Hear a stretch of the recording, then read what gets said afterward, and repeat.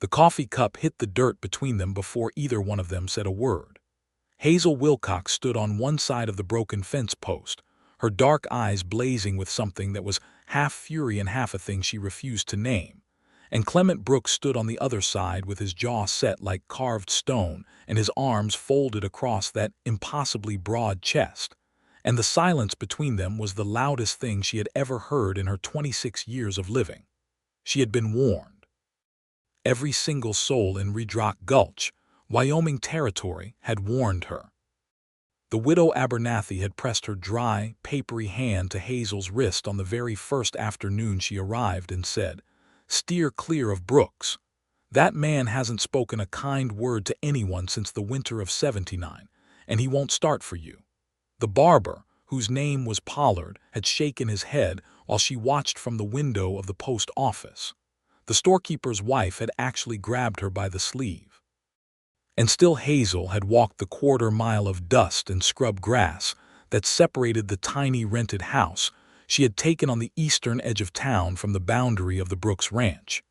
Carrying a battered tin cup of coffee, she had brewed herself over her own fire, because the man's fence post had collapsed into her only reliable water line, and she intended to discuss it with him, whether he liked it or not.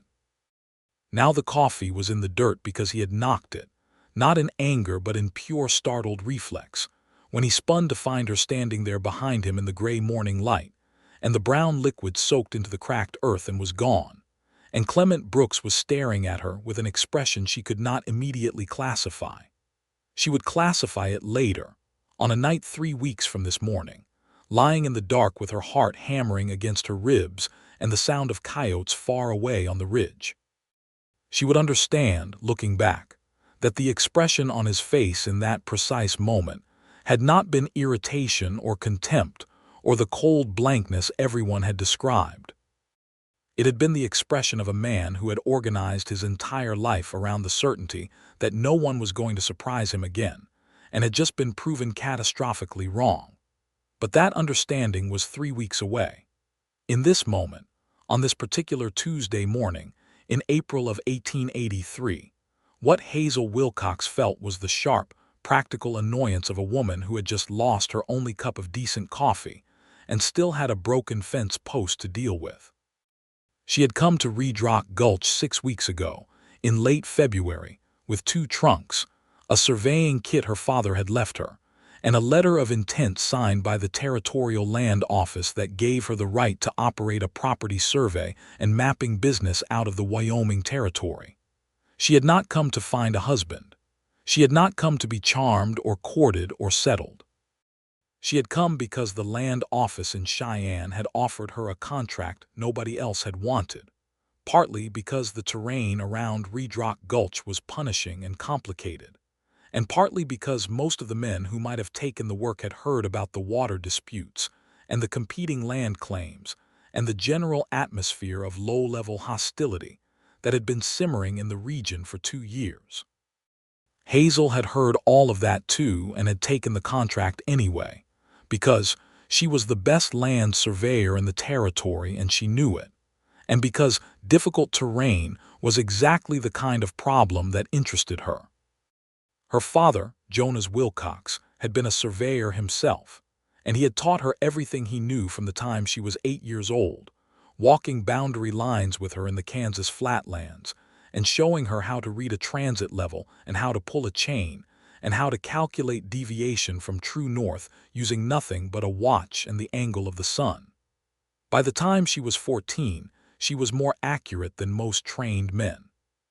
By the time she was 20, she had corrected 3 official government surveys in Nebraska, 2 of which had been causing property disputes for years, and the corrections had held up in territorial court. She had come west because the work was here.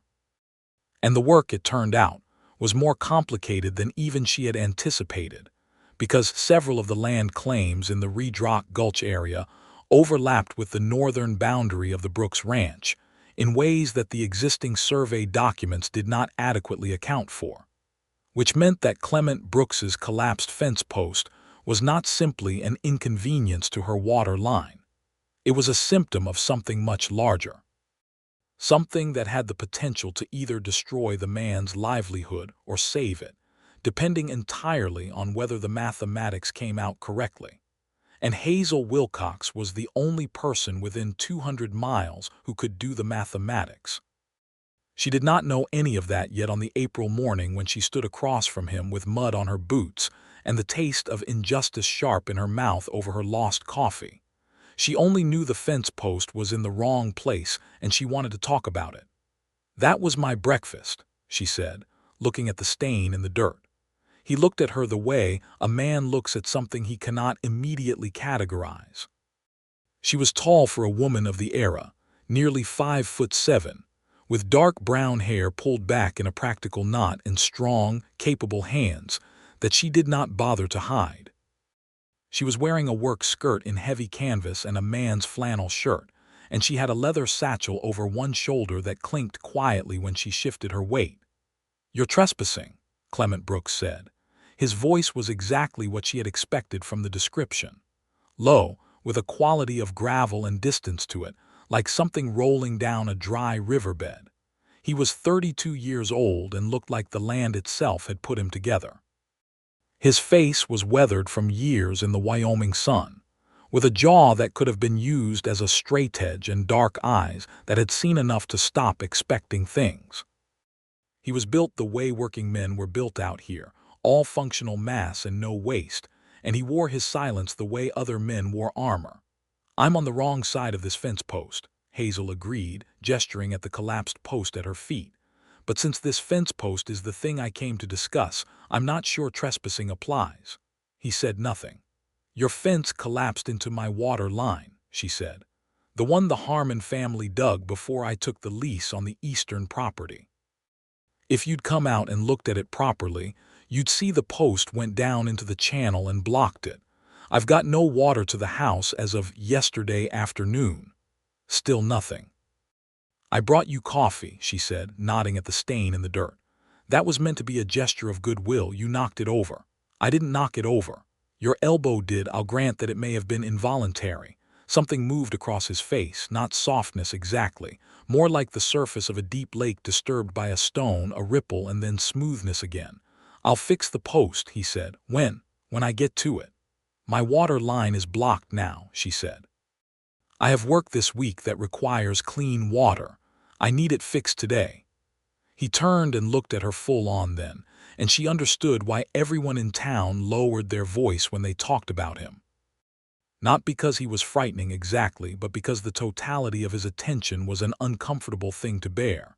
He looked at her like he was calculating something. "Who are you?" he said.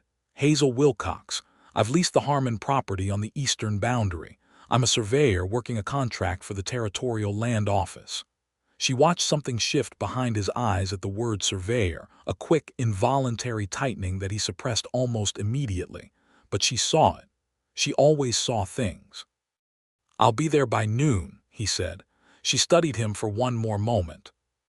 Then she turned and walked back toward the Harmon property, and she did not look back, because she had made her point and she had no interest in performing anything beyond that. He was there by 10. She heard the wagon before she saw it, the slow creak and rattle of a flatbed with tools and timber in the bed, and when she stepped out from behind the house where she had been setting up her transit, he was already climbing down and looking at the collapsed post with the focused, unhurried attention of a man who understood physical problems. He did not say anything to her. He simply worked. She watched him for a moment, noting the efficient precision of it, the way he assessed the damage before touching it, the way his hands knew what to do without apparent deliberation. Then she went back to her own work, because she had 3 boundary lines to verify before the end of the week, and she could not afford to spend the morning watching her neighbor do carpentry. 40 minutes later, the sound of hammering stopped. She was deep in her calculations, cross-referencing her transit readings against the existing survey documents, and she did not immediately look up. When she did, Clement Brooks was standing 10 feet away, watching her work with an expression she had not expected. It was curiosity, naked, unguarded curiosity, and it sat strangely on that deliberately closed face. "You're doing a survey," he said. "I'm verifying one," she said. "The original documentation for this area was filed in 1871. A lot can change in 12 years, and I have reason to believe the original survey had errors." "What kind of errors?" She looked at him. He was not making conversation. He was asking because he wanted to know. "Come here," she said, because some instinct told her to show rather than tell. She handed him the original survey document, the thick, official paper with its careful pen lines and notations, and she put her finger on the northeastern boundary marker. "This line," she said. "The surveyor who filed this put the boundary post at what he calculated to be 45 degrees from magnetic north, adjusted for the local declination. But his declination figure was wrong.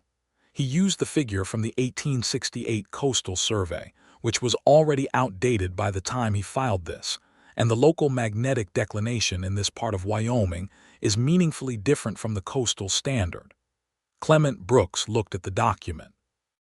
He was close enough that she could smell sawdust and clean, cold air and something underneath that she chose not to examine. "What does that mean?" he said, "in practical terms?"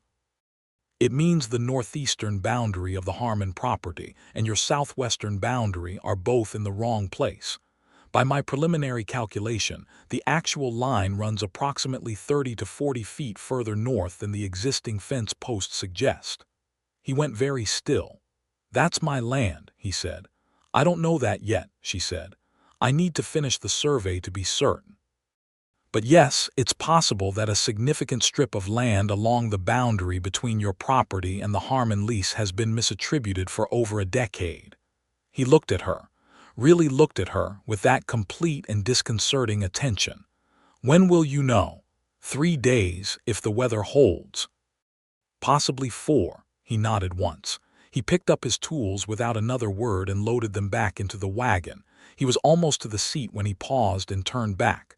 "There's a water situation on the southern edge of my property too," he said. "A creek that may or may not be on my land. There are men who say it isn't." She understood immediately what he was telling her. "I'll survey the southern boundary as well." "I didn't ask you to." "No," she said. "But you told me about it, which means you wanted me to." He climbed up onto the wagon seat without answering. But she had the distinct impression that for Clement Brooks, not denying a thing was as close to agreement as he was likely to come. He left. She went back to work. And the day passed in the particular way that good working days passed, with purpose and momentum and the satisfying click of accurate numbers falling into place. That evening she sat at her small table with her lamp burning and her papers spread out around her, and she allowed herself to think, carefully, and with the precision she applied to everything, about what she had heard in town about Clement Brooks. He had come to Redrock Gulch in 1879, alone, with enough money to buy a modest parcel and build a ranch house and start a small cattle operation. Nobody knew where he had come from exactly. Someone had heard Colorado. Someone else said Texas. What everyone agreed on was that he had arrived already closed, already silent, already wearing that expression of a man who had made a private treaty with grief and intended to honor it. There had been a woman once. This was the thing the widow Abernathy had told her with a careful, lowered voice, as though the information itself was fragile. A woman who had died. People said it differently. Some said she died of fever. Some said it was a winter crossing gone wrong. One person, the blacksmith's wife, had said quietly and with unusual directness that she had heard the woman was murdered, and that Clement Brooks had been the one who found her, and that whatever he had seen that day had sealed something inside him that was never going to open on its own. Hazel Wilcox was not a woman given to sentiment or to the kind of romantic fantasy that involved rescuing damaged men. She had seen too much of the frontier's actual texture for that. She had surveyed land that men had killed each other over. She had watched the territorial court system fail people with systematic, grinding regularity. She had been told 100 times that her work was impressive for a woman, in a tone that made impressive sound like an apology. But she was honest enough with herself, in the privacy of her lamplit evening, to admit that Clement Brooks had surprised her. Not by being cold, which was what everyone had promised, but by being, underneath the cold, something she had not expected at all. He had looked at her survey documents with the eyes of a man who understood the importance of accurate information. He had asked precise questions. He had not condescended or dismissed or turned away. And when she had told him the boundary might be wrong, he had trusted her assessment without demanding credentials or verification. That was, in her experience, rarer than almost anything else she encountered in her professional life. She went to bed. She lay in the dark listening to the wind come down off the ridge and thought about the mathematics of land boundaries and tried not to think about the way his hands had looked, holding that old survey document with such careful attention. She mostly succeeded. The next morning she was out before dawn, setting up her transit on the southern boundary of the Harmon property, working her way systematically through the measurements that would give her the true line between her leased land and the Brooks Ranch. The spring light came up slow and pink over the eastern hills, and she worked in it without looking up, recording her readings in her field notebook with neat, careful figures. At some point, she became aware that she was being watched. She finished her calculation before turning around. When she did, Clement Brooks was sitting on his horse about 30 yards away, not approaching, just watching. She looked at him for a moment. He looked at her.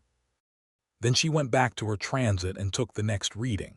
When she finished and straightened, he had come closer, close enough to speak in a normal voice. "How does it work?" he said. She showed him. She was not sure later what possessed her to do it.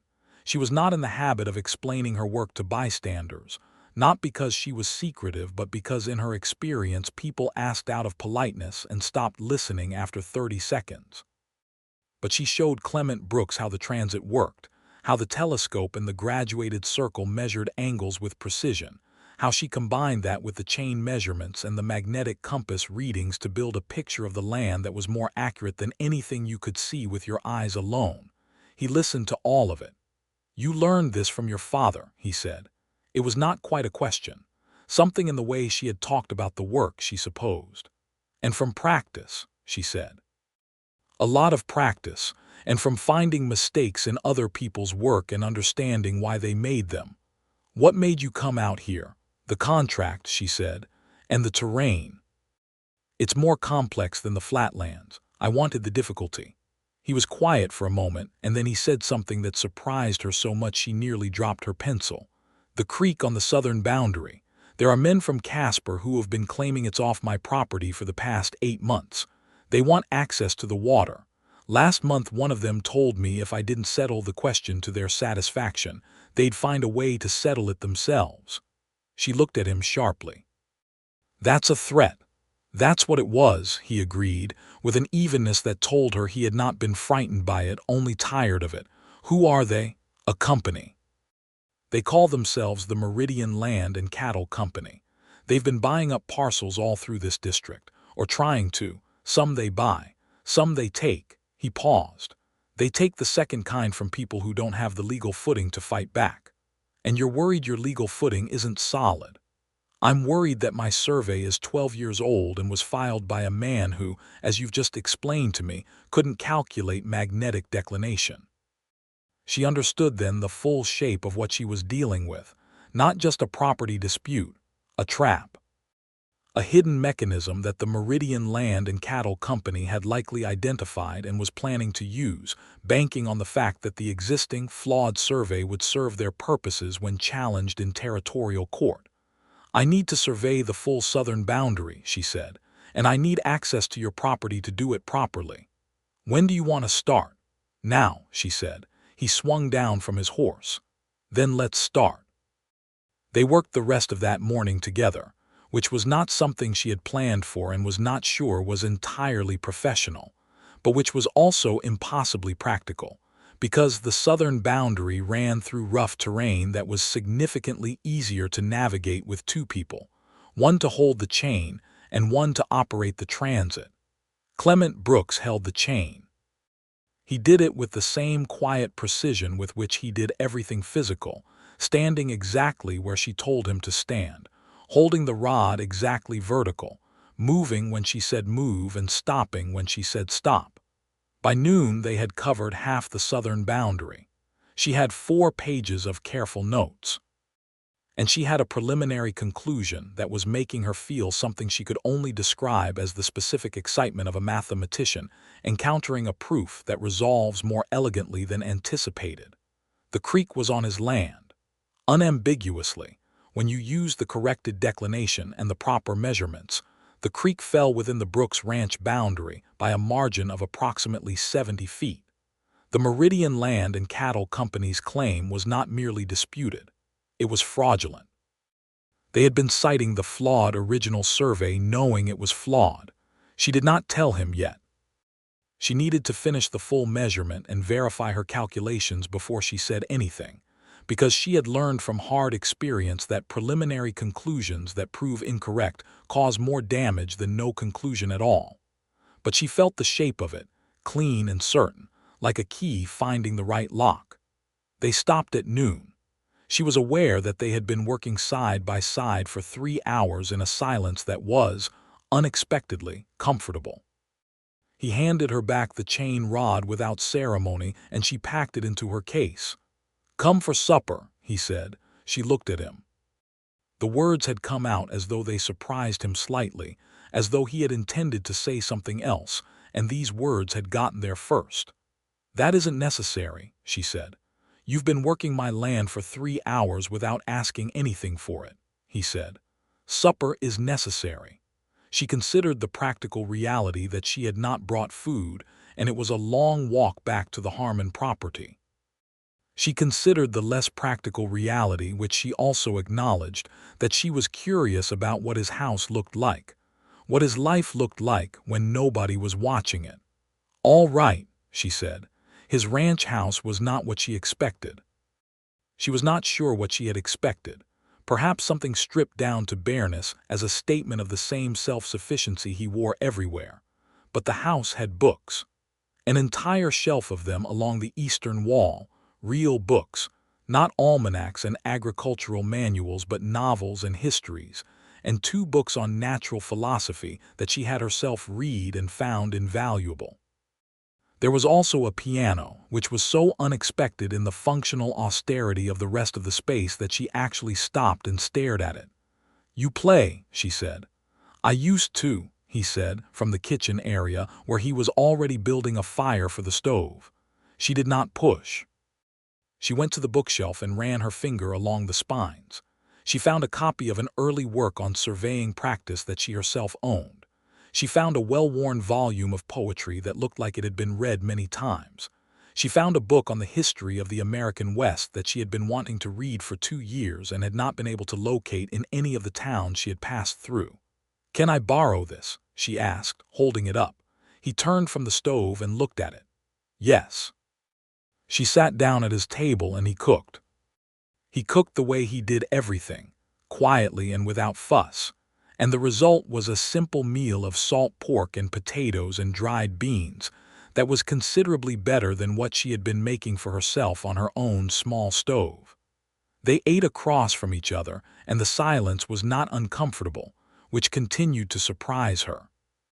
"The widow Abernathy told me you were cold and unreachable," she said, because she was constitutionally unable to maintain a fiction, including the polite fiction that she had not heard extensive commentary about him before their first meeting. He looked at her. Something in his expression that she might, if she were being generous, call a very dry form of amusement. "She's told everyone that," he said. "She's right that you're not particularly chatty," Hazel said, "but cold isn't the word I'd use." "What word would you use?" She thought about it honestly, which took a moment. "Careful," she said finally. "You're very careful about what you let in." He did not respond to that. He looked at his plate for a moment and then he said, "The woman who died." "You've heard about her." It was not a question. "Yes," she said simply. "Her name was Clara," he said. "We were going to be married. She was coming from Missouri by wagon. There was a crossing gone bad in a late snow. She and 2 other people died before help reached them." He said it in a tone so stripped of anything ornamental that it was almost harder to hear than grief would have been. "That was 4 years ago." "I'm sorry," Hazel said. I came here afterward, he said. I needed to be somewhere nobody had known her, somewhere she wasn't in the landscape. She understood that.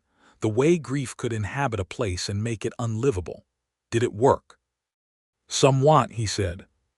He picked up his fork again, and the subject was closed in the way that his subjects closed, not with hostility but with a kind of final gravity, like a door that swings shut under its own weight. They talked about other things.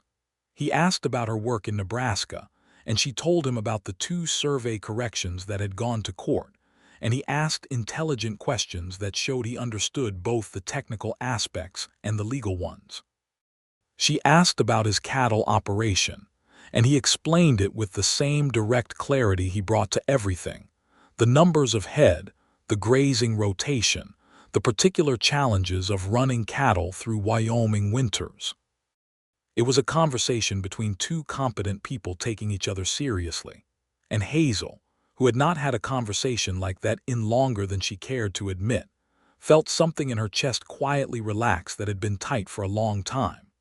She walked back to the Harmon property in the long spring twilight with his book under her arm and 4 pages of survey notes in her satchel, and a feeling she refused to name, but that sat warm and specific just beneath her sternum. The next morning brought trouble. She knew it before she reached the southern boundary, because there were horses already there, 3 of them, and the men sitting on them were not from Redrock Gulch. She stopped 20 yards away and assessed the situation with the same methodical attention she gave everything. 3 men. The one in the middle was the one doing the talking, or had been, because he had stopped when he saw her approaching, and he was now watching her with the particular expression of a man accustomed to being underestimated. He was city-dressed for the territory, which meant his coat was too clean and his boots were too new. "This is private property," she said. "I'm aware of that," said the man in the clean coat. "I'm Victor Hale, representing the Meridian Land and Cattle Company. We have an interest in this boundary line, and I'm here to review the existing markers." "You have no legal standing to review anything on private property without permission of the landowner," Hazel said. "And who are you?" said Victor Hale.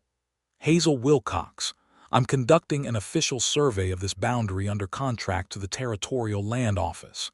She opened her satchel and produced her credentials because she always carried them, and because showing them had the effect of making men like Victor Hale recalibrate.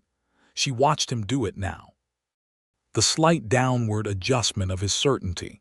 "A woman surveyor," he said. "A licensed surveyor," she said. "Certified by the Territorial Land Office in Cheyenne. You're welcome to write to them and verify it. In the meantime, I'm going to ask you to leave this area so I can complete my work without your horses disturbing the measurement markers. We have a competing claim on this boundary line," Hale said. His tone had hardened slightly. "The Meridian Company's legal team has reviewed the existing survey documentation, and it does not support Mr. Brooks's claim to the creek. The existing survey documentation has significant mathematical errors," Hazel said. "When corrected for proper magnetic declination, the boundary places the creek firmly on Mr. Brooks's property. I expect to have the complete corrected survey filed with the land office within the week." The silence that followed was not the comfortable kind. Victor Hale's eyes had gone to a flat, calculating quality. "Is that so?" he said. "That is so," she said. "And you're certain of your calculations?" "I'm always certain of my calculations," she said. "That's what licensed means." He looked at her for a long moment. Then he nodded to his men and they turned their horses and rode south without another word. She watched them go and then turned back to her work. But she noted the direction they went, and she noted the set of Victor Hale's shoulders as he left, which was not the set of a man who had conceded defeat. It was the set of a man who was going to find a different approach to the same problem. That afternoon she went directly to Clement Brooks and told him what had happened. She laid it out plainly. Hale had been on his land. Hale knew she was surveying. Hale was not the type to accept a mathematical correction without attempting to complicate it. Clement listened to all of it without moving. Then he said he'll try to discredit the survey. "Yes," she said. "Or discredit you." "Yes," she said again. What do you need to prevent that? I need a witness for the final measurements. Someone who can testify they saw the work done accurately. Someone with standing in this community. He thought about it. Judge Hardcastle in town, he's honest. Will he come out? If I ask him, Clement said, I'll ride in today. She wanted to say that she could ask the judge herself, that she did not need him to make the introduction, and both of those things were true. But she also understood the particular mechanics of credibility in a small western town in 1883, and the unfortunate reality was that Clement Brooks's request would carry weight that hers might not, at least not initially, and the goal was to protect the survey, not to make a point about whose introduction should count more. Thank you, she said. He looked at her for a moment. You're not happy about needing to ask. No, she said honestly. I'm not, but I'm practical. So am I, he said, and for the first time Clement Brooks almost smiled.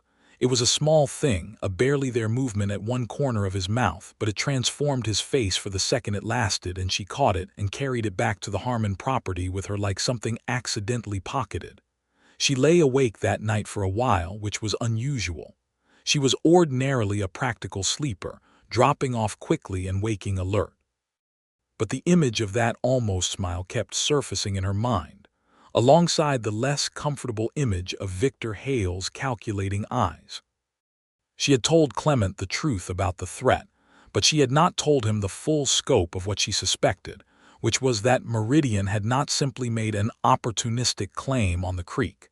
They had done their homework. They knew about the original survey's errors before they made the claim. They had been banking on the fact that nobody local had the expertise to catch it. What they had not anticipated was Hazel Wilcox. And what she had not anticipated, she admitted in the dark, was Clement Brooks's library, his careful questions, the way he had held that old survey document, looking at it not as a legal weapon, but as a piece of information he wanted to genuinely understand. The way he had described Clara's death with that particular, disciplined grief that spoke of a man who had loved deeply and honestly, and had then made the choice to keep functioning in the world despite the cost of that choice. It was not coldness, she was absolutely certain now. It was the controlled burn of a man who had learned to manage his own fire so it didn't consume everything around him. She thought about what it would take for a man like that to let down that management, to let the fire back up.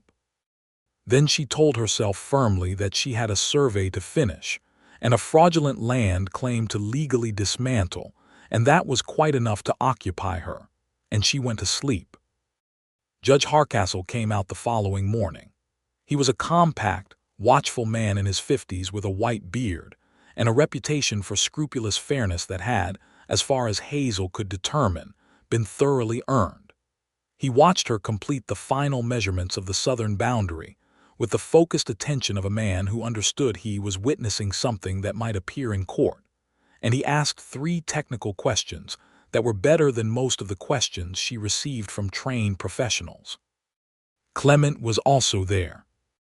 He stayed back out of the measurement area, which showed he understood the protocol, and he watched Hazel work with that same quality of attention he had shown from the first.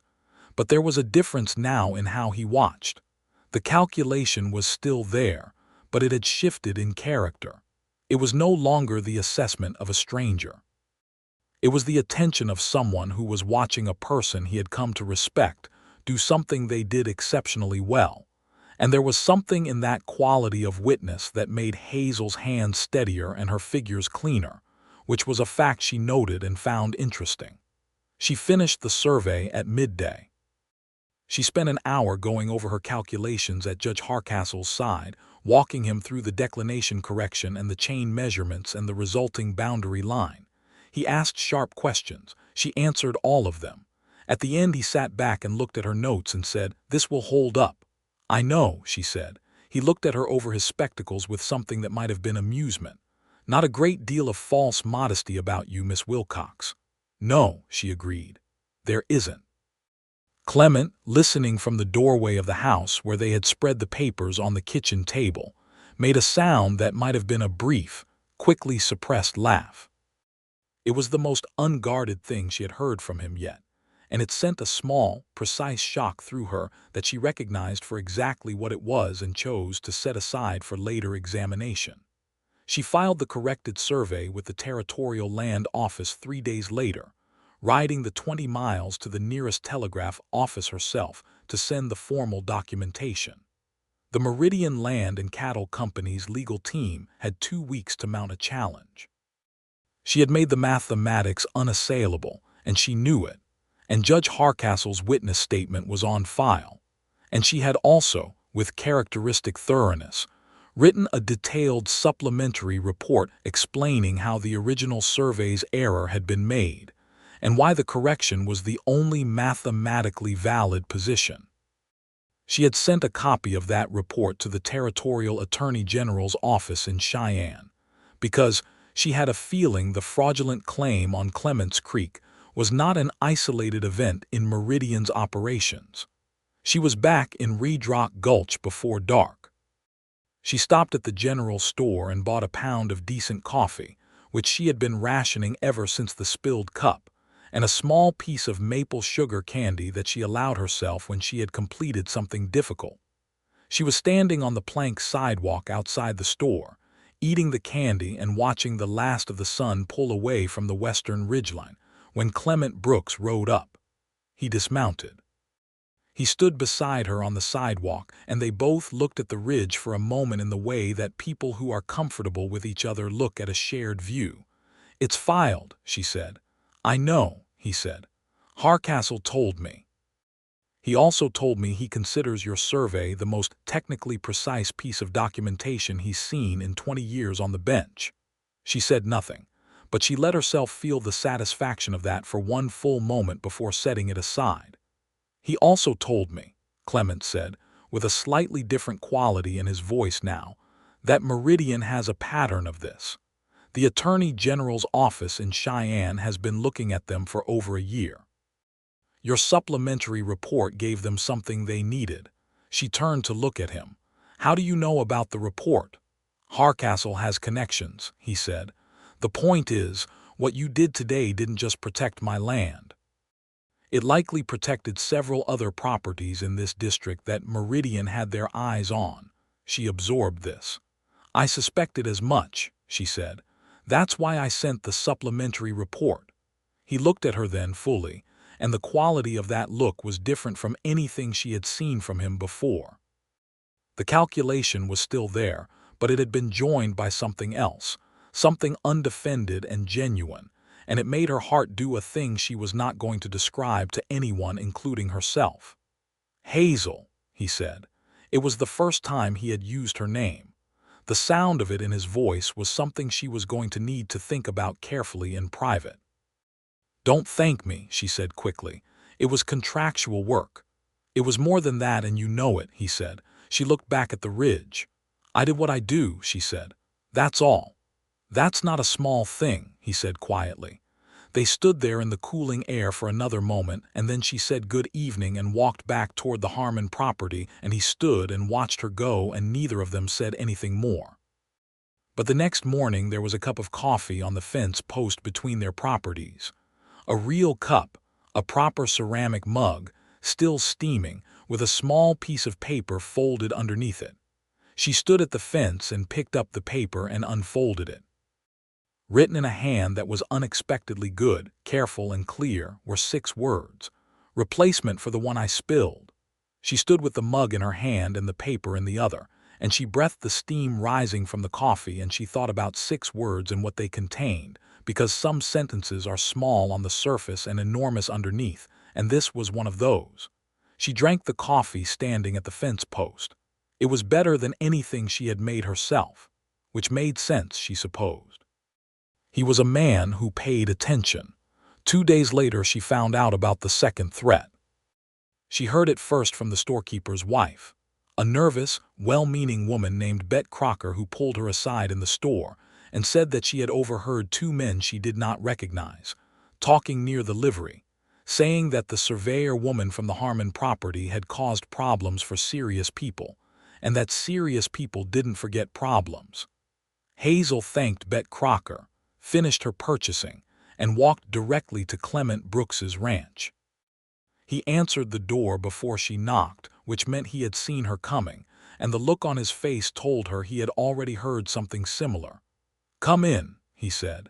They sat at his kitchen table. She had been at this table twice now, and it was beginning to feel, not exactly familiar, but not foreign either.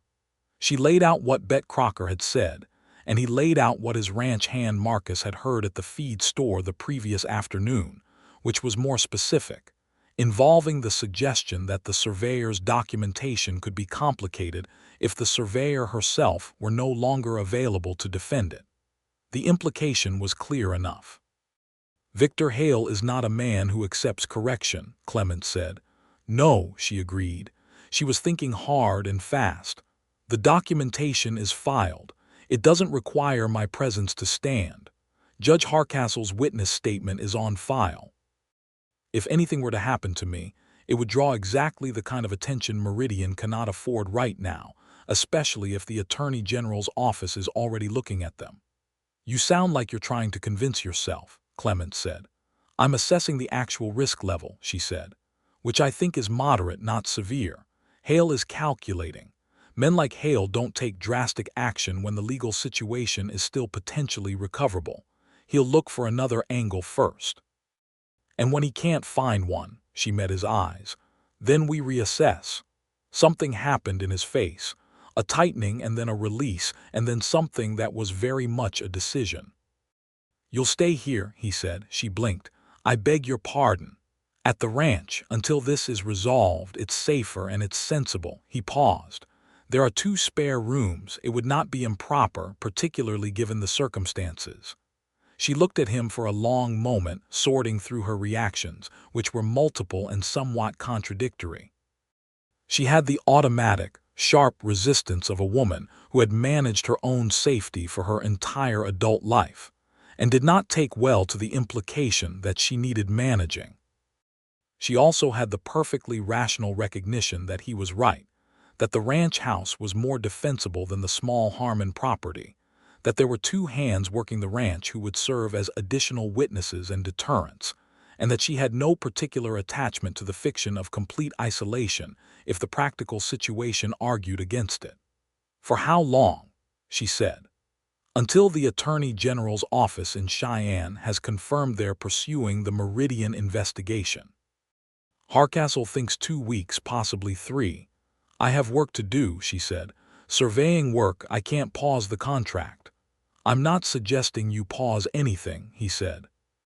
"I'm suggesting you work from here. There's a room at the end of the hall with good north light. It would serve as an office." The specificity of that detail stopped her. He had thought about this before offering it. He had considered what she needed in order to function. Not whether she would agree to be protected, but how to make the arrangement workable for her work. That thoughtfulness was so unlike what she had been prepared for from Clement Brooks that she felt, very briefly, completely off balance. "All right," she said. She brought her 2 trunks and her surveying kit and her papers to the Brooks ranch the following morning. Marcus, the ranch hand, a quiet young man of about 20 who had the particular combination of shyness and capability that Hazel had always found trustworthy, helped her with the trunks without comment. The second ranch hand, an older man named Ferris who chewed tobacco and had an opinion on everything that he shared with complete confidence, helped himself to a cup of coffee and watched the proceedings with open interest. "You're the surveyor lady," Ferris said. "I am," Hazel said. "Heard you found Hale's operation was crooked as a dog's hind leg." "I found that the survey documentation did not support his claim," Hazel said, "which amounts to the same thing." Ferris appeared to enjoy this. "Clement doesn't usually invite people to stay," he said. "Ferris," Clement said from the doorway. "Just noting it," Ferris said, unperturbed, and wandered off toward the barn. The room at the end of the hall was, as Clement had said, well lit. There was a desk in it that had clearly been moved there recently, its feet leaving fresh marks in the floorboards. She set up her papers and her instruments and her reference documents, and within an hour had made the room entirely hers, which was something she had always been good at. She worked that afternoon. She worked the following morning. The arrangement that developed between them over the first few days was so practical and unforced that it startled her with its ease. They ate breakfast together. They worked separately through the day, she on her survey contracts, he on the ranch. In the evenings they sat at the kitchen table after supper and talked, sometimes about the work, sometimes about other things. He played the piano twice. The first time, she sat in the doorway and listened without speaking, because it was something he did in the way a person breathes, not for an audience but for himself, and it would have been rude to interrupt it. The second time, he had known she was there from the beginning. She could tell by the slightly different quality of his attention, and he played anyway, which felt like a different kind of thing. He asked her one evening about her life before the surveying contracts. She told him about Kansas, about her father, who had been a brilliant and somewhat impractical man, wonderful to learn from and almost impossible to organize a domestic life around, who had raised her and her brother Elias mostly on the prairie and mostly out of doors after her mother died when Hazel was 11. Her brother Elias was married now, living in Kansas City, very respectable, very settled. He sometimes wrote her letters that contained a particular tone of gentle concern, the concern of a man who loved his sister and was not entirely comfortable with the life she had chosen. She loved Elias, but she had never been able to explain to him that the life she had chosen was not the absence of something, but the presence of everything that mattered to her. She had not told anyone that in a long time. She told Clement. He listened the way he listened to everything, with that complete and careful attention that was becoming, she realized, one of the things she most valued in the world. "Your brother thinks you should be settled," Clement said. "He thinks I should be somewhere with more women my age and fewer theodolites," she said, "and you think that's wrong." "I think people should be where their work is," she said, "and where they can do it properly." She paused. "I'm not against settling, I'm against settling badly." He looked at her across the table. His coffee cup was between his hands. The lamp was burning low, and the outside was all darkness and the distant sound of cattle, and something about the completeness of that moment felt, to Hazel, like something she wanted to hold very carefully. "What would settling well look like?" he said, and it was not exactly a personal question, or not obviously personal, but it landed in her chest like a stone into still water. "Like this," she said, before she could stop herself. And then she looked at her coffee and said, "Like having work that matters and a place that makes sense and people who don't require you to be less than you are." The silence that followed was the particular kind of silence that happens when two people are both very aware of what they are not quite saying. "Yes," Clement said quietly, "that's what it would look like." She went to bed that night and did not even try to pretend she wasn't feeling what she was feeling. She had been honest with herself about small things her whole life, and this was not a small thing. She was falling in love with Clement Brooks, which was an astounding development given that 3 weeks ago she had not known he existed, and which was also, she acknowledged with the full force of her intelligence, completely logical given everything she had learned about him. He was the kind of person she had always been looking for without explicitly knowing she was looking. He was her equal in seriousness, in depth, in the willingness to face difficult things directly. He was not threatened by her competence. He was drawn to it. And he was kind in the particular, undemonstrative way of people who had suffered enough to know the actual value of kindness. She also acknowledged that she had no idea what he felt. She suspected things because she was observant and the evidence was there if you knew how to read it. The desk moved into the north room, the cup of coffee on the fence post, the way he watched her work. But Clement Brooks was a man who had learned to be very careful, and careful men do not always move toward things even when they want them.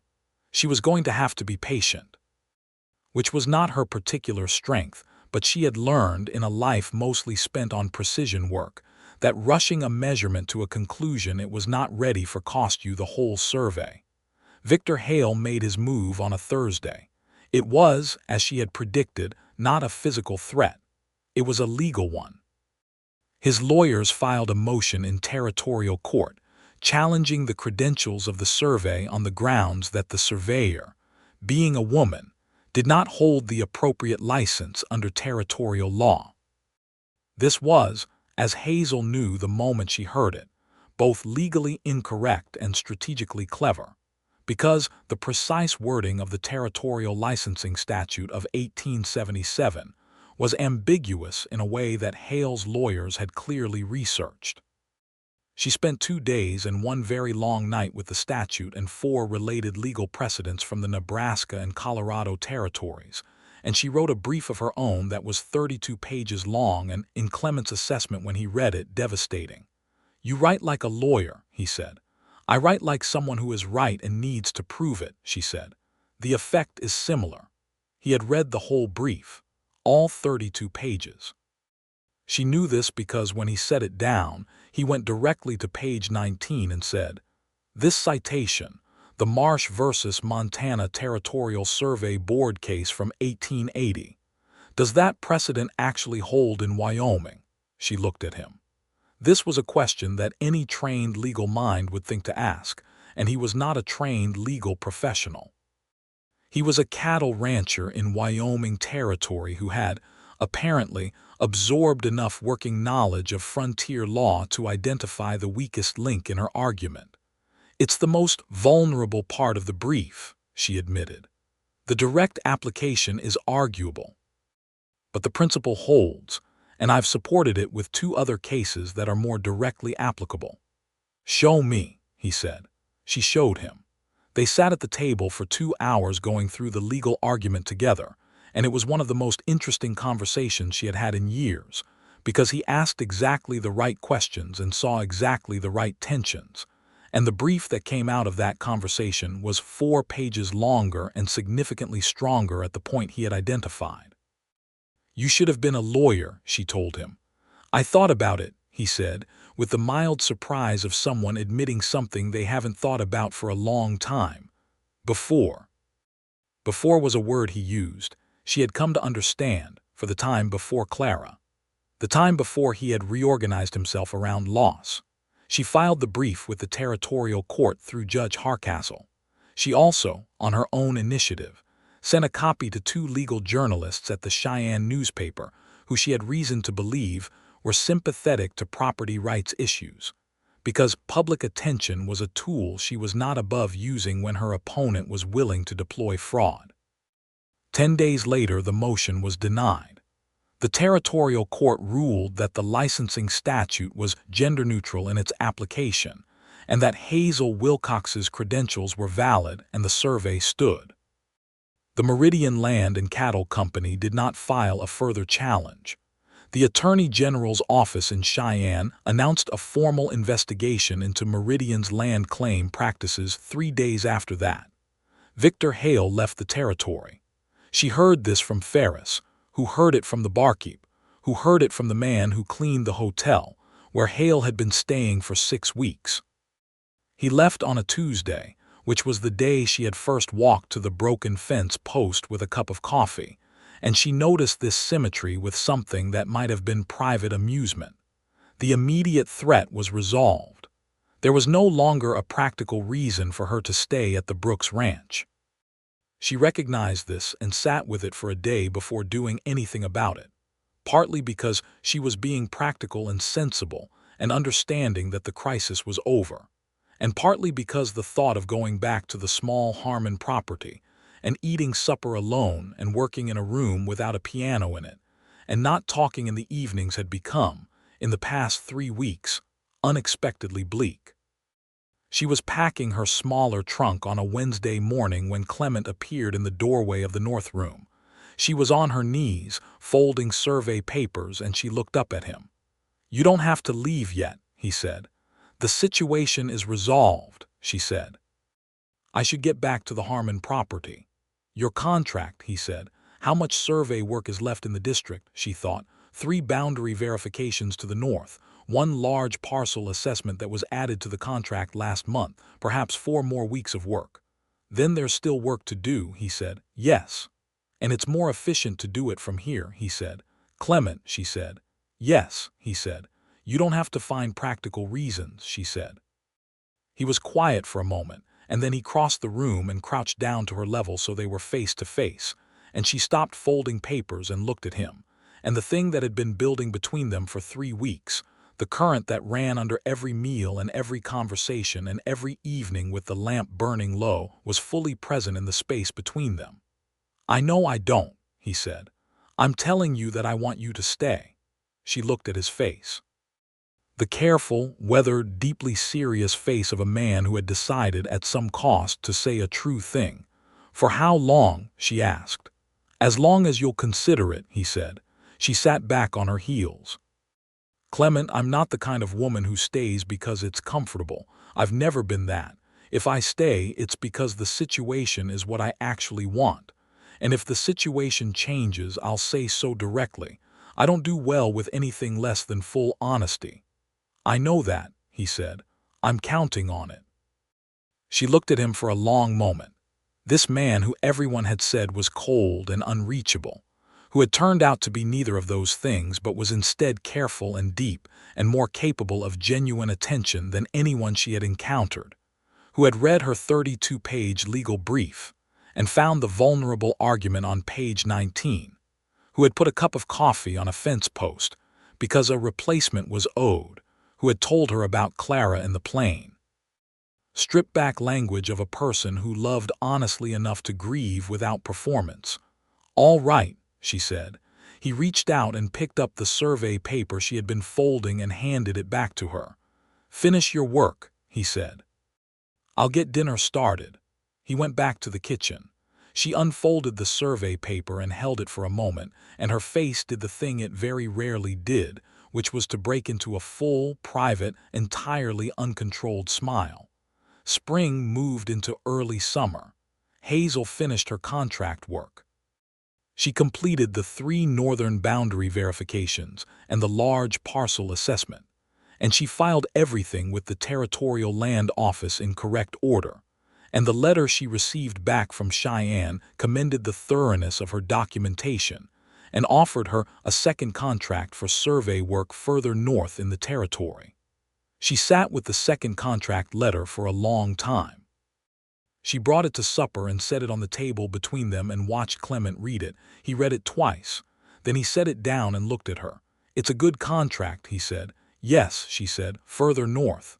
Yes. How far? 2 days' ride, she said. He was quiet for a moment. How long would the work take? 3 months, possibly 4, she said. It's a large district. He looked at the letter. He looked at her. She watched him work through something. Watched the careful, methodical mind of him processing a situation that did not have a purely practical solution. I want you to take it, he said, and the words came out with the particular quality of something that had been decided against some internal resistance. I want that because it's what you do and what you're exceptional at, and I would not have you give that up. But, she said because she could hear the shape of the sentence. But I would like, he said, more slowly now, as though each word was being chosen from a larger field of possible words, to have a reason for you to come back. She looked at him across the table in the evening light, this man she had not expected to love and had fallen in love with completely, and she felt the whole shape of what he was saying and what he was not saying and what it had cost him, given who he was and what he had survived, to say even this much. What kind of reason, she said carefully, did you have in mind? He reached into the breast pocket of his shirt and set something on the table between them. It was a ring.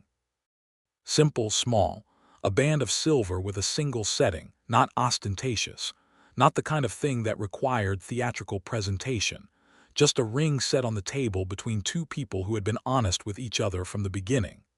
The kind, he said, that brings you home. She looked at the ring for a long moment. She thought about everything that had led to this table, this man, this specific late spring evening in Wyoming Territory with the smell of pine and cattle and good coffee in the air. She thought about the fence post. She thought about the spilled cup and the replacement cup and 6 words on a piece of paper. She thought about page 19 of a legal brief and the sound of a piano in the dark, and a library of books in a house that everyone had told her contained nothing and no one of warmth. She picked up the ring. Yes, she said. He looked at her with an expression she recognized now, because she had been studying it for weeks. It was the expression of a man being surprised by the world in a way that was, for once, survivable.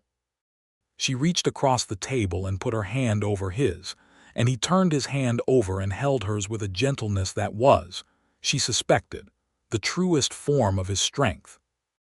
They were married 6 weeks later in Redrock Gulch, at the small church on the main street on a Saturday morning in July. It was not a large ceremony. Judge Hardcastle was there. Ferris was there and wore his best hat for the occasion and cried, which he denied entirely afterward. Bet Crocker from the general store brought enough food for 30 people, which was characteristic of her. Marcus, the young ranch hand, stood as witness, his quiet face alive with something that might have been joy on behalf of people he liked. Elias Wilcox had written, when Hazel's letter reached him in Kansas City, that he was unable to make the journey in time but that he sent his love and his approval, and could he please have a photograph. She had written back that she would send a photograph, and that his approval, while appreciated, had not been a condition she required. He had written back after a moment of probably justified silence that he knew that perfectly well and he loved her for it, and that the man who married her had better be exceptional. She had written, simply, that he was. She took the second contract. She left in late August, 2 weeks after the wedding, riding north with her surveying kit and her field notebooks, and the particular freedom of a woman who is going toward work she loves with the full knowledge that she is also going toward someone she loves. The 2 weeks before she left were, she thought, the most complete 2 weeks of her life, not because anything dramatic happened, but because the dailiness of being with Clement, the mornings and the meals and the evenings, had a quality she had not previously understood was available to her. She had thought before that freedom and belonging were in fundamental opposition. She discovered in those 2 weeks that with the right person they were the same thing. She sent him letters.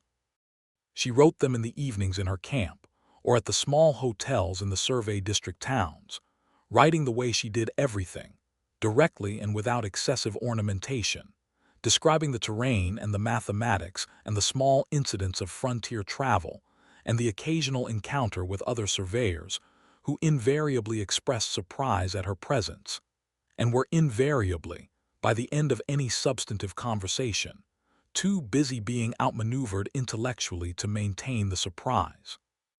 She wrote about what she saw. She wrote about what she thought. She wrote in the letters some things she found easier to put on paper than to say aloud, which was not a tendency she had had before but which seemed to be an adaptation specifically to Clement Brooks, who received every letter as though it were something of value. He wrote back.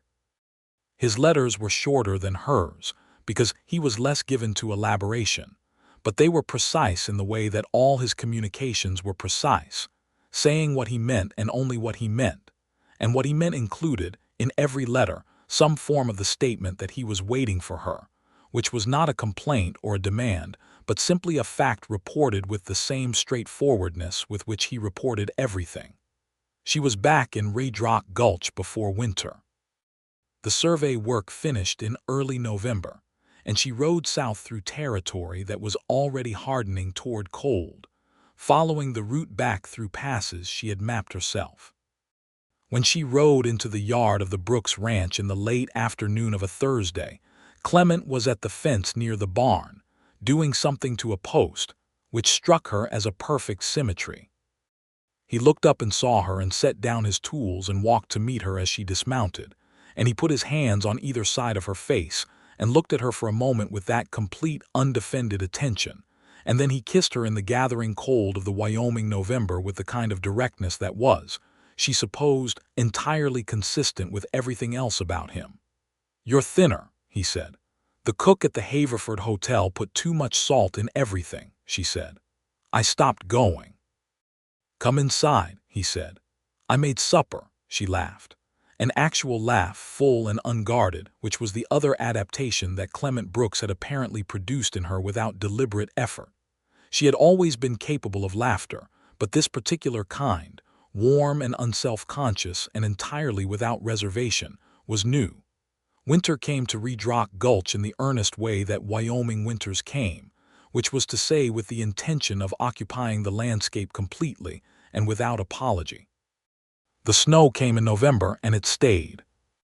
The ranch work contracted to its winter form, the daily management of the cattle through the cold, the maintenance of equipment, the preparation for the long months before spring.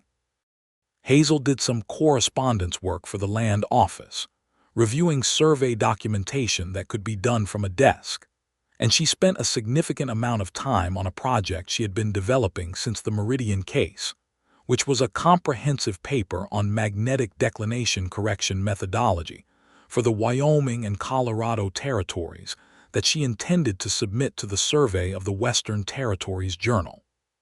She worked on it at the kitchen table in the evenings, and Clement read the sections as she completed them, and his feedback, while brief, was consistently the kind that improved the argument. She stopped finding this surprising. She had simply adjusted her model of who Clement Brooks was to include the reality that he was formidably intelligent in a way that had nothing to do with formal education, and everything to do with the quality of attention he had always brought to the world. In January, which was the coldest part of that particular Wyoming winter, she told him she was expecting a child. She told him directly over breakfast because she did not see the benefit of dramatic presentation. She was expecting a child. The timing was approximately June.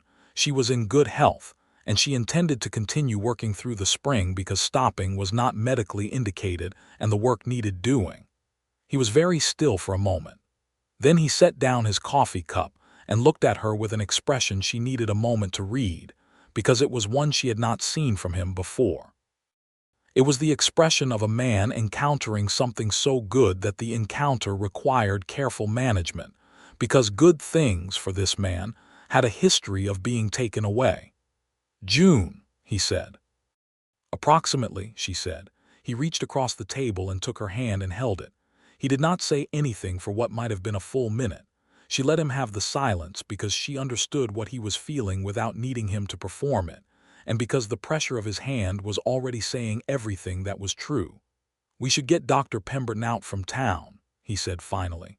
"In spring," she said. "I'll ride in myself and speak with him after the worst of the cold passes." "I'm perfectly well. I know you are," he said. "You're also not doing this alone."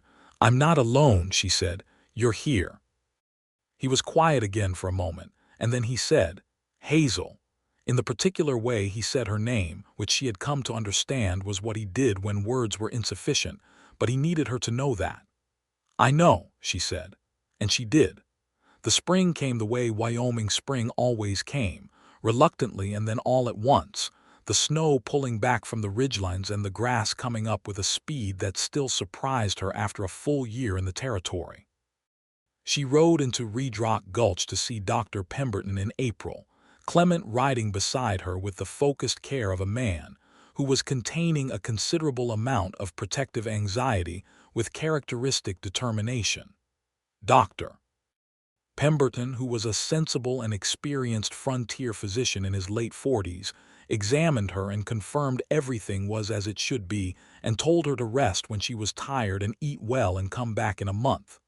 "She'll not rest when she's tired," Clement told him.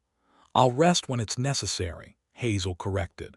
"That's what I said," Clement said. Dr. Pemberton appeared to be suppressing something. "My professional opinion is that Miss Wilcox, pardon Mrs. Brooks, is extremely healthy and that sensible activity will not be harmful. I'll leave the definition of sensible to her judgment, since she appears to have excellent judgment." Clement looked at the doctor. "She does," he said. "That doesn't mean she always applies it to herself." She gave him a look.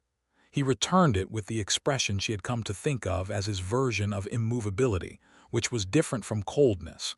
She wanted to be absolutely clear in her own mind, because coldness was a closed door and this was something else entirely. This was a man who was holding a position because he cared too much to let go. She squeezed his hand on the way back to the ranch, and he looked at her, and the immovability softened around the edges in the way it only ever did for her. Their son was born on a Tuesday morning in early June of 1884, arriving into the world in the practical, direct fashion of someone who had someplace to be and intended to get there. Dr. Pemberton was in attendance.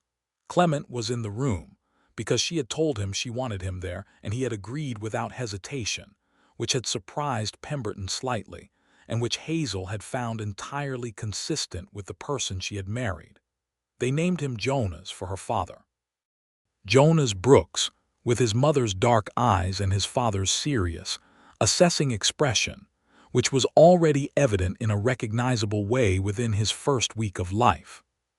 Ferris, who was asked to come and see the baby on the third day, stood at the edge of the room holding his hat and looking at Jonas with an expression of profound sentimentality that he would have denied if accused. "He's got your chin," Ferris told Clement. "He's got his mother's eyes," Clement said. "Smart boy," Ferris said, nodding as though this settled something. Marcus, who came with Ferris, said nothing, but smiled in the particular way he had, quiet and genuine, and Hazel liked him for it. The widow Abernathy came to call 3 days after Jonas was born. She arrived with a pot of soup and a knitted blanket of some complexity and sat down in Hazel's kitchen and looked at Hazel with an expression that contained several competing feelings at once. "I told you he was cold and unreachable," she said. "You did," Hazel agreed. "I was wrong," said the widow Abernathy, with the directness of a woman who had not gotten to her age by pretending things were otherwise. "About the unreachable part." "You were," Hazel said. The widow Abernathy looked at the blanket in her hands. "He brought my groceries in from a snowdrift last February without being asked. Didn't say a word about it." She paused. "He's always been like that. Doing things without making a fuss. I suppose I mistook quiet for cold." "They're not the same," Hazel said. "No," the widow Abernathy agreed. "No, they are not." She handed over the blanket. "For the boy," she said. "I hope he has a good life." "He will," Hazel said, with the particular certainty she applied to things she intended to make true.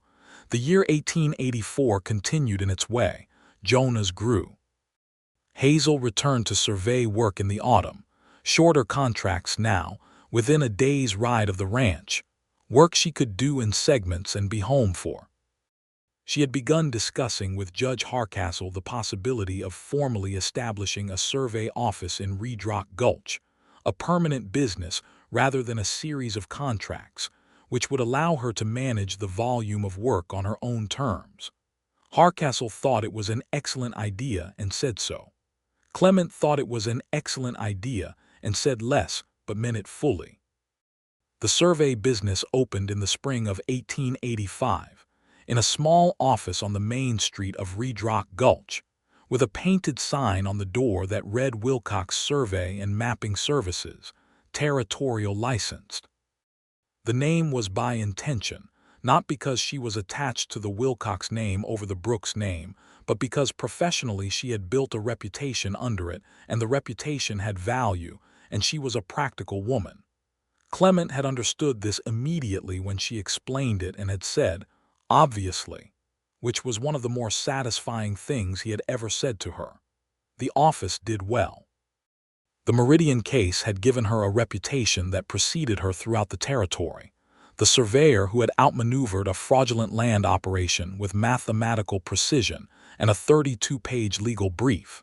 And the clients who came to Wilcox Survey and Mapping Services were exactly the kind she wanted.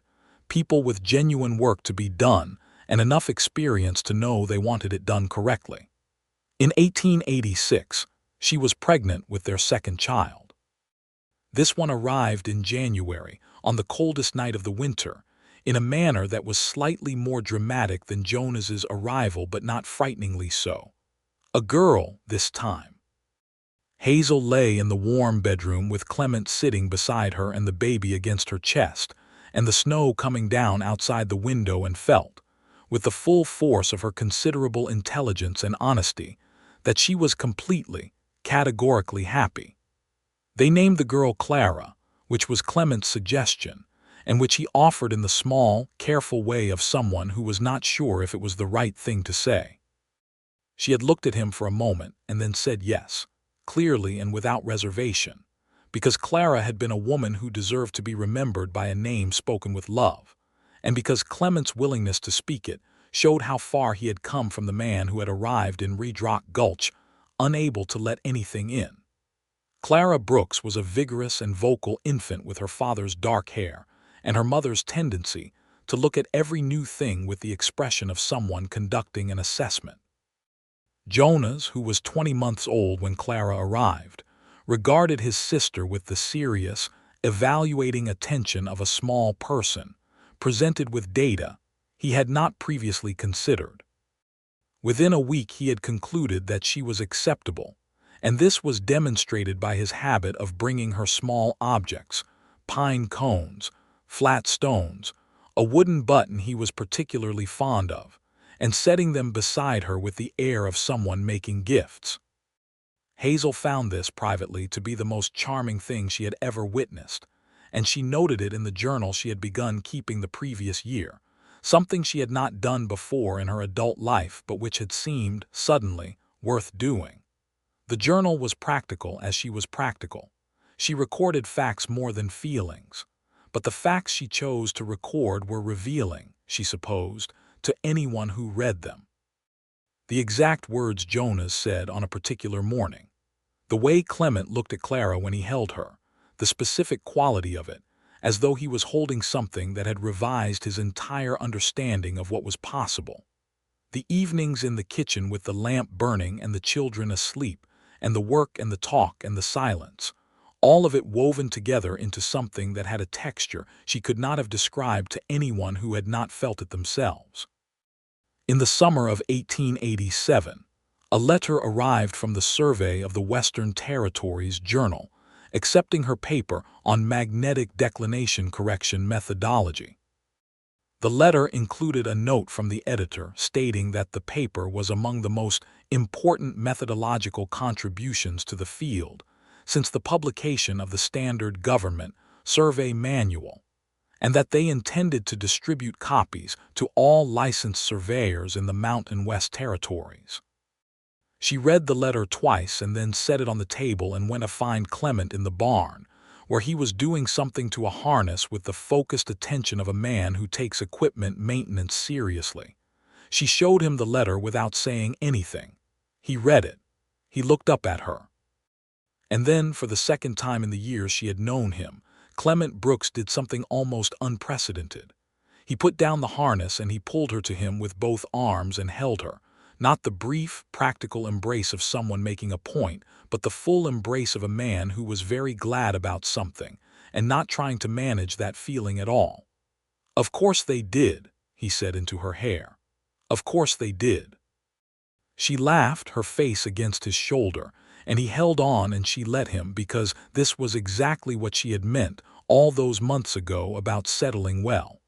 The work mattered. The recognition mattered. And having someone who cared about both, without requiring her to choose between them or diminish either one, was the thing she had not known she needed until she found it, over a broken fence post and a cup of coffee on a Tuesday morning in April, when she was 26 years old and he was 32, and everyone in Redrock Gulch had told her she was wasting her time. Jonas was 4 when he began showing a very specific interest in his mother's surveying instruments, particularly the transit, which he called the looking machine with an accuracy that she found, professionally, rather sophisticated. She began explaining it to him in the careful, patient way her own father had explained things to her, not talking down but talking across, from one person genuinely interested in the subject to another. Clement watched this. On the evening she first sat Jonas on the kitchen table and explained, with a wooden block and a piece of string, how angle measurement worked, and his face had the expression she now knew best, the one that was not really an expression at all but the absence of the carefully maintained control, the face of Clement Brooks with nothing held back. Clara, at 2, was less interested in the transit and more interested in the horses, which was a preference she demonstrated with the single-mindedness of a very small person who has identified a clear priority. Clement took her to the barn with him in the mornings, and she walked beside him with the determined, slightly waddling gait of a 2-year-old on uneven ground, and he talked to her about the horses with the same seriousness he brought to everything, because he apparently did not see the need to speak to small children differently than he spoke to people, which was another of the many things about him that continued to strike Hazel as exactly right. In 1888, the Territorial Land Office in Cheyenne wrote to offer Hazel a position as the official regional survey consultant for the Central Wyoming District, which was a formal appointment rather than a series of contracts, with a government salary and defined responsibilities. She discussed it with Clement at length over several evenings. The position would require quarterly visits to Cheyenne, 2 days' travel each way, and would bind her to the district formally, which meant the survey work could not take her out of the territory for extended periods. She was 31 years old and had a business and a family and a reputation that had grown steadily for 5 years. She took the position. The quarterly Cheyenne trips became part of the rhythm of their life. She rode out with her kit and her briefcase of documents, and came back 4 days later with the satisfaction of work done at the level it deserved, and the particular pleasure of coming home to a place that was fully, unambiguously hers. The Redrock Gulch community had, over the years, adjusted its understanding of both Hazel Wilcox Brooks and Clement Brooks himself. The widow Abernathy, who had lived to see her own initial assessment overturned so thoroughly, had told anyone who would listen that she had known from the first that Clement was more than he appeared. People in small western towns had a talent for retroactively adjusting the memory of their predictions, and Hazel found this human tendency more funny than irritating.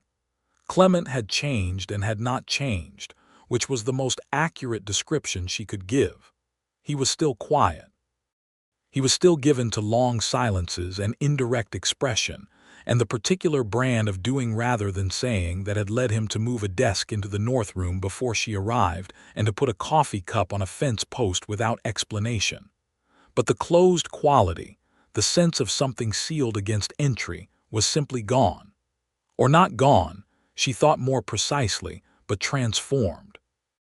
The control was still there, because it was part of who he was, but it was no longer keeping something in. It was simply the shape of a man who preferred precision to excess in all things, including emotional expression. She did not miss the excess. She had never been given to it herself. On the evening of their 5th wedding anniversary, Clement sat down at the piano after supper and played it properly for the first time in her memory. Not the private, quiet pieces he played sometimes when he thought she was not listening, but something larger, a full piece she recognized as one of the waltzes from a collection in his library, played with the full attention of someone who had once played very well and still remembered how, even after years of restraint. She sat in the chair by the window and listened to all of it. Jonas was asleep. Clara was asleep. The ranch was quiet under the August stars. She sat and listened to her husband play the piano and felt, in her chest and her hands and the whole precise instrument of her mind, that this was a life she had built and would keep building, not because it had arrived complete and finished, but because the building of it was the thing itself. When he finished, he turned on the bench and looked at her. "I should play more often," he said. "Yes," she said. "I'll play in the evenings," he said. "If you want." "I want," she said. He got up and crossed the room and sat beside her chair in the way he had, not beside her on a chair of his own, but beside her, close, his shoulder against hers, and she leaned into him slightly, and they both looked at the window and the dark Wyoming summer outside it. "Ferris told me today that Jonas corrected his fence measurement," Clement said. She turned to look at him. "He's 4. He used a piece of string and a stick," Clement said, "and he was right." She felt something bloom in her chest that was as good as anything she had felt in her entire life. "He's 4, she said again, but she was laughing now, the unguarded laugh, the one that was new. "He's your son," Clement said, and there was such a simple, complete pride in it, not possession but recognition, the acknowledgement of what she had made in Jonas and what Jonas would make of himself, that she had to look away for a moment. "He's yours too," she said. "He is," Clement agreed. "But the talent came from you." She took his hand. They sat in the August dark with the Wyoming night around them, and the children sleeping, and the sound of the cattle far out on the summer grass. And she thought about everything that had happened since a February morning in 1883, when she had arrived in a territory she didn't know, with 2 trunks and a surveying kit, and a contract nobody else wanted. She thought about the fence post and the spilled coffee and the 6 words on a piece of paper, and the 32-page legal brief, and the corrected survey that had protected a creek and a man's livelihood, and it turned out considerably more than that.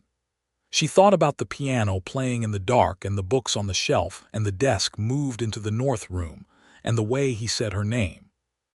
She thought about Clara's grave somewhere in Missouri, a woman she would never know who had been genuinely loved, and felt not jealousy but something closer to gratitude, because whatever grief had done to Clement Brooks, it had left him, underneath the careful management of it, still capable of this. Still capable of the cup of coffee on the fence post and the arms around her in the barn, and the hand holding hers across a kitchen table in the news of a life continuing. She thought about what she had told him, sitting at his table before they were anything to each other, about what settling well would look like. Work that matters and a place that makes sense and people who don't require you to be less than you are. The land stretched out in every direction in the Wyoming dark, mapped and marked and measured in her precise, careful hand. Clement's hand was warm in hers. Inside the house, their children breathed in the summer air, Jonas, who would inherit her eye for angle and measurement, and Clara, who would inherit her father's deep, unhurried way of attending to the world, and whatever else they would become that belonged entirely to themselves. She had come here for the difficult terrain. She had found it. She had found also this, which was not something she had been looking for, and was, therefore, in the way of all the best things, a surprise she had not calculated for, and could not now imagine having missed. The night settled around the Brooks Ranch in the full, particular piece of a place that has been chosen and is choosing back, and Hazel Wilcox Brooks, licensed surveyor, consultant to the Territorial Land Office, the best mathematician within 200 miles of Redrock Gulch, Wyoming Territory, held her husband's hand in the August dark and was, in the most honest and complete sense of the word, exactly where she meant to be.